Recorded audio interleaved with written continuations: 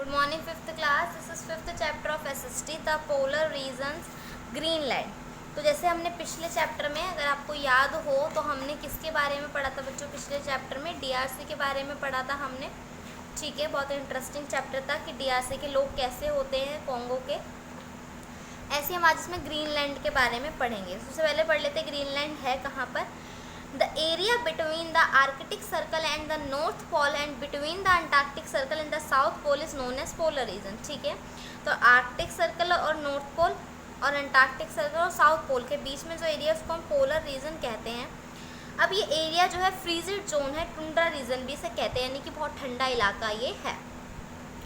Arctic Ocean is located in the northern polar region while the continent of Antarctica is located in southern polar region। तो Arctic north में है और Antarctic south में है।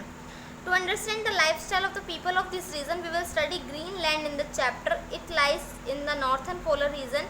Nuuk is the capital of Greenland। तो हम Greenland के बारे में पढ़ेंगे और ये कौन से एरिया में है? नॉर्थ में है और न्यूक इसकी बच्चों कैपिटल है। Location, Greenland is the largest island in the world and has the second largest ice sheet.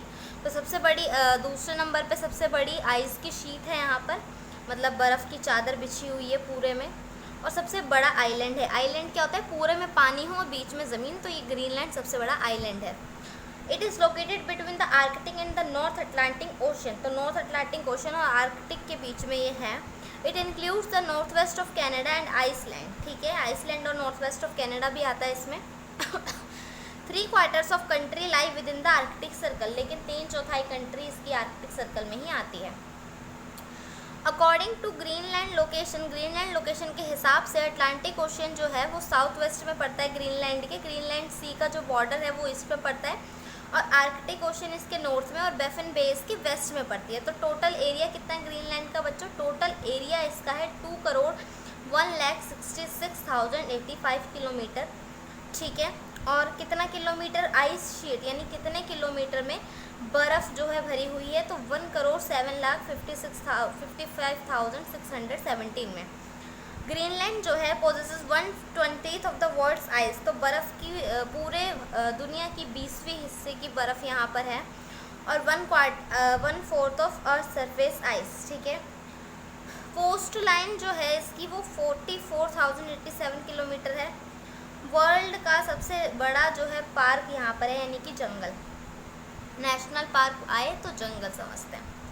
Greenland is also the world's largest island, सबसे बड़ा आइलैंड है और largest dependent territory by area.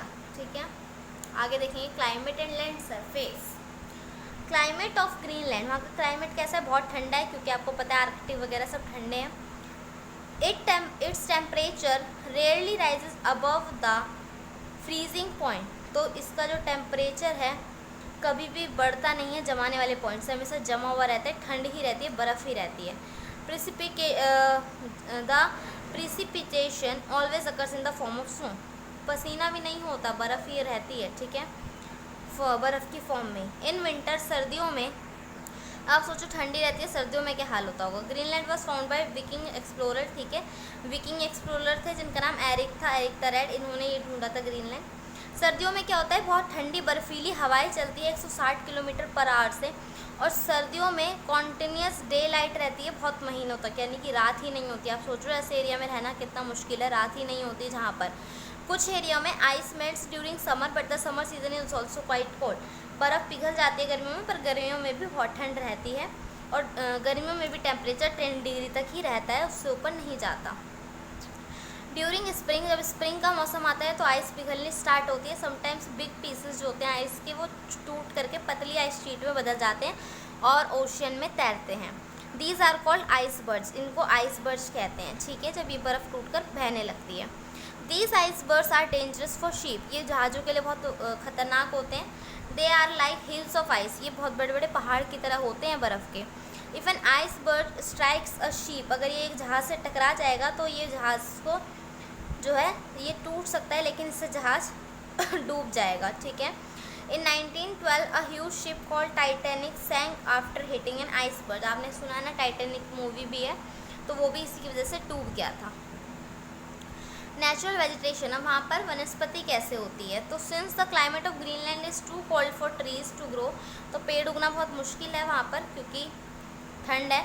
तो it is virtually a treeless barren land, तो इसलिए यहाँ पर पेड़ नहीं है, बंजर ज़मीन है यहाँ की। ड्यूरिंग द शॉर्ट समर, जब छोटी छोटी गर्मियाँ पड़ती है तो थोड़े बहुत छोटे छोटे पौधे यहाँ पर हो जाते हैं और कलरफुल फ्लावर्स आ जाते हैं।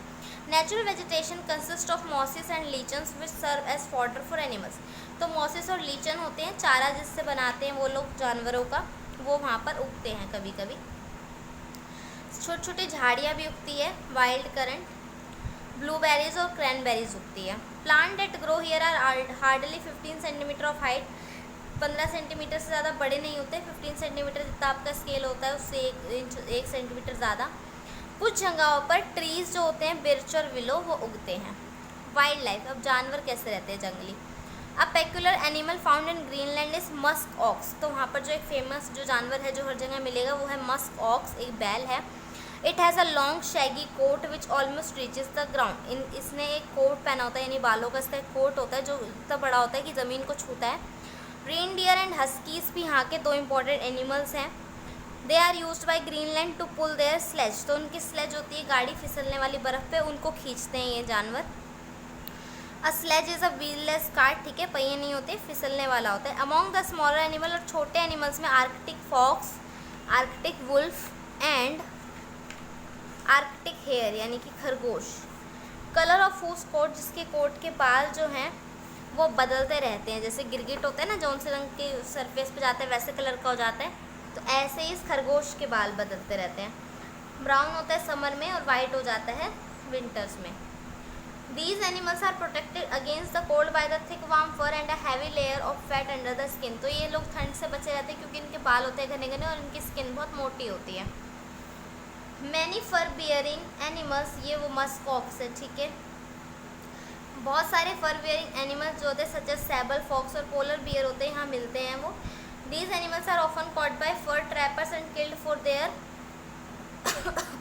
फर्स, तो कई जो है लोग इनको पकड़ के मार देते हैं इनके बालों के लिए और फिर इनसे कोट बनाते हैं इनके बालों से। सी जो है इस एरिया का, वहाँ पर बहुत सारे सील्स हैं, ये सील मछली होती है, वेल्स और वालरस मछलियाँ भी है यहाँ पर, ठीक है बच्चों। तो ये थे आपका फर्स्ट पार्ट, बाकी का चैप्टर को सेकंड पार्ट में करवाएंगे, ठीक है।